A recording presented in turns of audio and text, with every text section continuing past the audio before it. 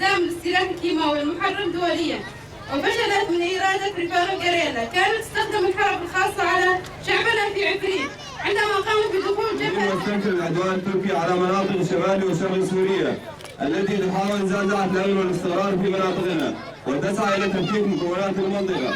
وعلى هذا الأساس ندعو جميع أبناء المنطقة من جميع المكونات أن نقف صف واحد أمام الاعتداءات التي تقام على مناطقنا.